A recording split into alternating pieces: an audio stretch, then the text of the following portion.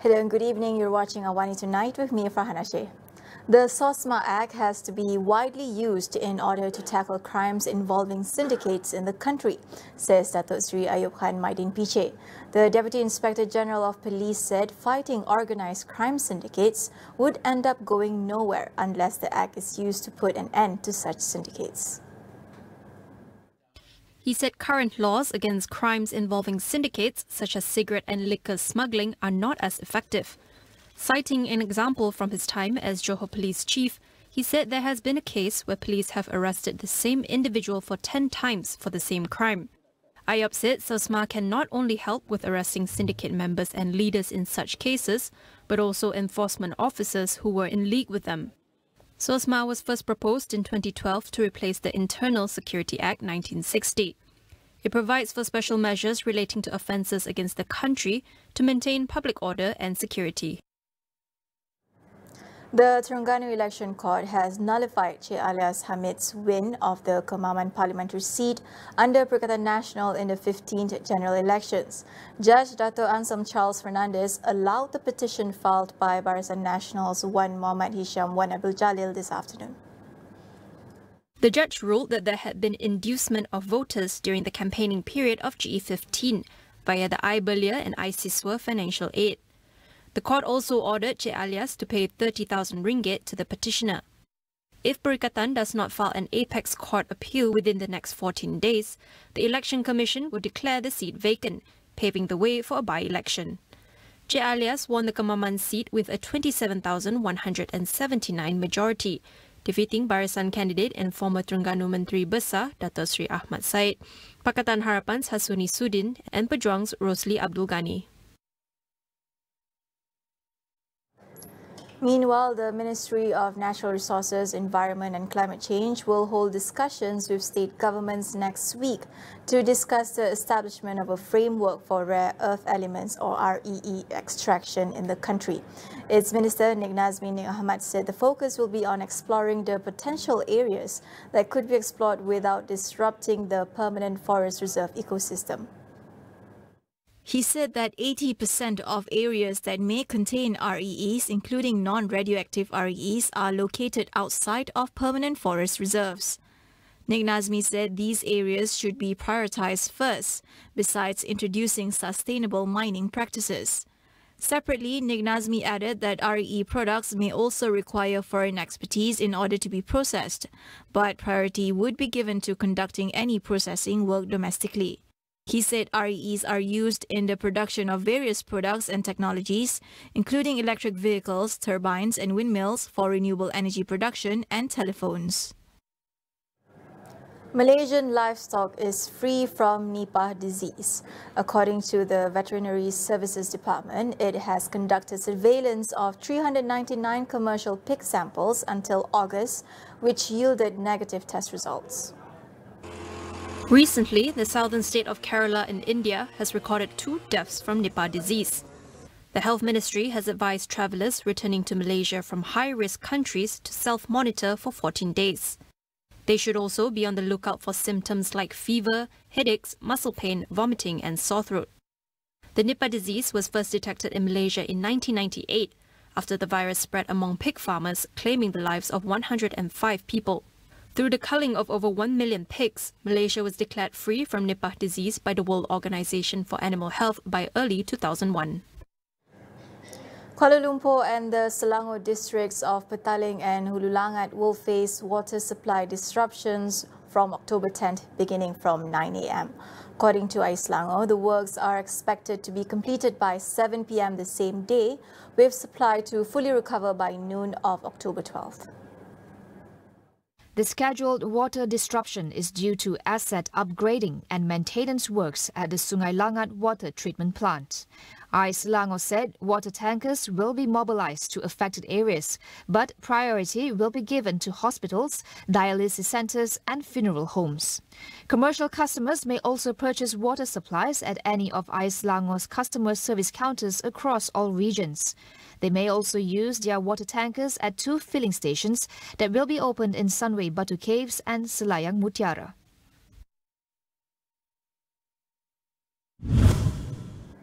The Communications and Digital Ministry is having talks with the Prime Minister's department to set up a national anti-scam task force in Bank Negara Malaysia in an effort to curb online scams. Minister Fahmi Fadzil says his ministry reverted to the Prime Minister's department because the National Anti-Financial Crime Centre under the department is the responsible agency on the matter. The move was among the steps taken to put an end to the rise in commercial fraud due to advancements in digital technology. According to Fahmi, the government had blocked over 2 billion suspicious calls and 500 million suspicious SMS from reaching consumers with the help of telco service providers. He said one of the root causes of online scams is data leakage. On Monday, the Commercial Crime Investigation Department data revealed that over 50% of cases recorded yearly consisted of online fraud. Meanwhile, Fahmi added that local bank associations will kick off a campaign in October to create awareness among the public on online scams. Meanwhile, the workplace accident rate in 2022 has dropped to 2.22 per 1,000 workers, lower than the 2.42 set in the Malaysian Occupational Safety and Health Master Plan 2025. According to the Human Resources Ministry, a total of 34,216 workplace accidents, including 317 fatalities, were reported nationwide last year. In a statement, the ministry said the workplace fatality rate stood at 2.06 per 100,000 workers. It added that the workplace accident rate reduced by 33%, while the fatality rate dropped by 56% compared to a decade ago. The ministry also said that it has enhanced efforts to increase awareness among employers, workers and medical practitioners to report cases of diseases and poisoning. In 2022, a total of 10,707 of such cases were reported, up by 18% compared to 2020. However, based on these statistics, the ministry said all performance indicators set in the Malaysian Occupational Safety and Health Master Plan 2025 have been achieved. We will go for a quick break. Stay tuned for more.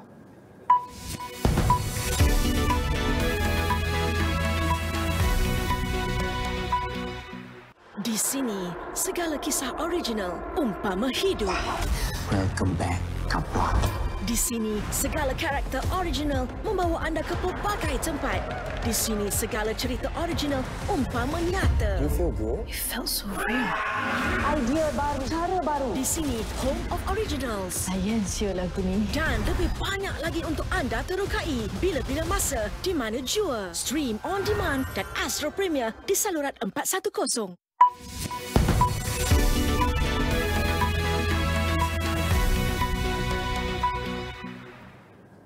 Welcome back.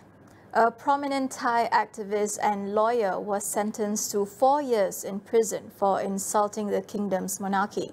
Anon Nampa was convicted under Thailand's tough lèse majesté law over a speech he made in Bangkok in 2020 at the height of the street demonstration. The lèse majesté law protects the palace from criticism and carries a maximum prison sentence of 15 years for each perceived insult of the monarchy. Anon had denied wrongdoing and his lawyer said they were trying to get him bail. Anon was a leader of the youth-led pro-democracy movement in 2020 that drew hundreds of thousands onto the streets. The protesters demanded the resignation of former Prime Minister Prayut Chan-o-cha, who seized power in a coup, as well as reform of the monarchy and the abolition of the royal insult law known as Article 112. As of last month, at least 257 people had been charged under Article 112 since 2020. A World War II bomb relic in Singapore was successfully disposed of this afternoon, following 2 controlled detonations. The aerial bomb found at an Upper Bukit Timah condominium construction site is believed to be one of the largest wartime munitions unearthed in the country. The first detonation, carried out by the Singapore Armed Forces, took place at around 12:30 p.m. It was followed by a similar blast at 1:45 p.m. More than 4,000 nearby residents were evacuated earlier in the morning. and were allowed to return home about 9 hours later after safety checks were completed. The bomb was first unearthed during excavation works last Wednesday, affecting some 1,000 residential units in the area.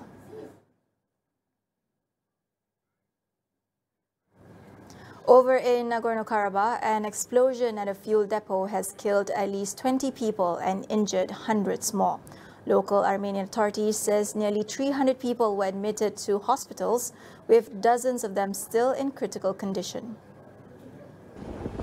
It is not yet clear what caused the explosion. Dozens of people were reportedly queuing at the petrol station to fill up their cars for the journey to Armenia when the explosion happened. Since Azerbaijan seized Nagorno-Karabakh last week, thousands of people have left the region after the Armenian government in Yerevan announced plans to relocate those made homeless by the fighting. Some 13,350 refugees have crossed into the country from the disputed region, which is home to some 120,000 ethnic Armenians. South Korea put on its first large-scale military parade in a decade, with weapons ranging from ballistic missiles to tanks rolling through Seoul on Tuesday. The parade comes against the backdrop of rising tensions in the Korean peninsula and acts as a show of force and a tougher stance by the country against North Korea. The parade marks the 75th Armed Forces Day, commemorating the founding of the country's armed forces. The parade, a first for South Korea since 2013, featured several thousand South Korean soldiers and more than 300 US troops, as well as South Korea's homegrown tanks and self-propelled artillery. In a speech at the Seoul Air Base, President Yoon Suk-yeol warned Pyongyang against the use of nuclear weapons and pledged to ramp up support for the military and the defense industry. Yoon has taken a hawkish stance on North Korea, making displays of weapons and military drills a cornerstone of his strategy to counter the North's rapid nuclear and missile programs.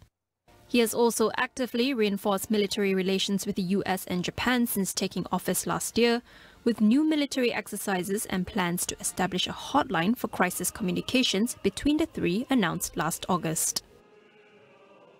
Over in Central America, at least 6 people died and 13 others were missing after heavy rains caused a river in Guatemala's capital to burst its banks, triggering a landslide. Authorities said they have recovered 6 bodies, but the death toll is likely to rise. Guatemala officials said 6 homes were swept away after the Las Vacas River, which runs through Guatemala City, overflowed in an area about 3 kilometers south of downtown. Authorities had located the remains of 2 children and 4 adults. Landslides are a constant threat during Guatemala's rainy season, which extends till November. Before Sunday evening's rains, at least 29 people had been killed due to flooding in Guatemala this rainy season. There are few controls on where people build their homes, especially in poor settlements, putting them at greater risk.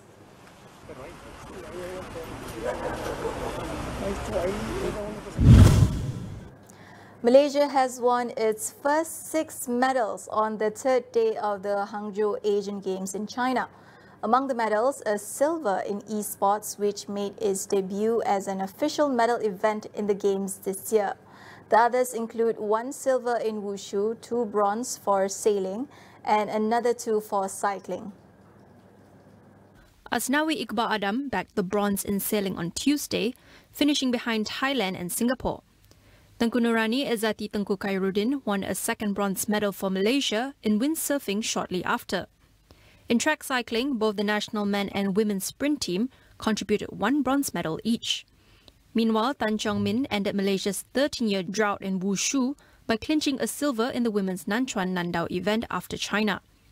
Malaysia has set a target of winning 27 medals at the Asian Games this year, with a team of nearly 300 athletes in Hangzhou. That wraps up AWANI Tonight. I'm Farhana Sheikh. Thank you for watching.